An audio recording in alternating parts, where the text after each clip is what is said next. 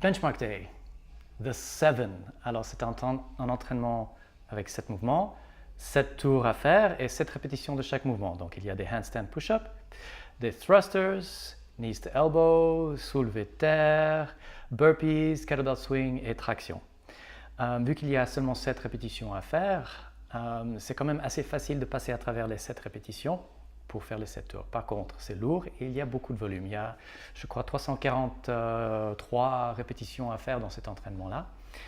La majorité des gens vont pouvoir faire cet entraînement en 40 minutes à peu près. Les meilleurs du monde, ils arrivent à le finir en dessous de 20. Mais pour les humains, ça va tourner plutôt entre 30 et 40 minutes.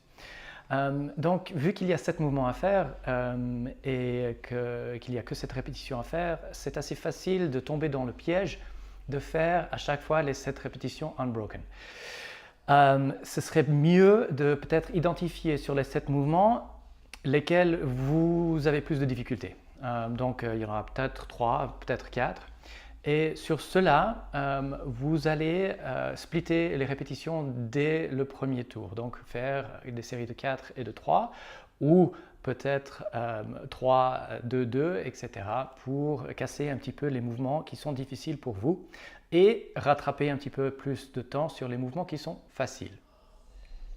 Ensuite, une fois que vous avez fait le premier tour, vous allez vous retrouver sur les tractions et de nouveau handstand push-ups et revenir sur les thrusters.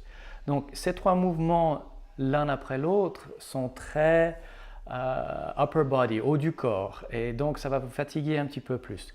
Alors ce que je vous conseille de faire, c'est pas vous reposer après les tractions, mais de faire les tractions, ensuite tout de suite enchaîner dans les handstand push-ups et ensuite faire une pause avant de recommencer de nouveau sur les thrusters. Comme ça, vous aurez un petit peu de récupération au niveau des épaules.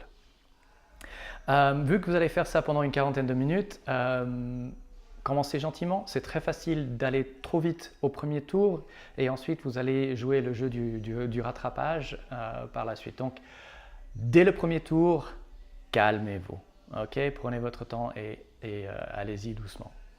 Au niveau du scaling pour celui-là, si vous arrivez à faire les mouvements en prescrit, mettez-vous un cap time, on va dire de 40 minutes, et faites autant de tours que vous pouvez pendant cette période de 40 minutes. S'il y a des mouvements que vous ne pouvez pas faire, modifiez ces mouvements-là. Par contre, si vous êtes en train de finir cet entraînement, vous êtes en train de faire un tour en dessous de 3 minutes, c'est que c'est un petit peu trop facile. Donc, augmentez bien la charge, essayez de trouver un juste milieu. C'est quand même un benchmark day, donc si vous arrivez à faire les mouvements prescrits, essayez de faire autant que possible prescrits.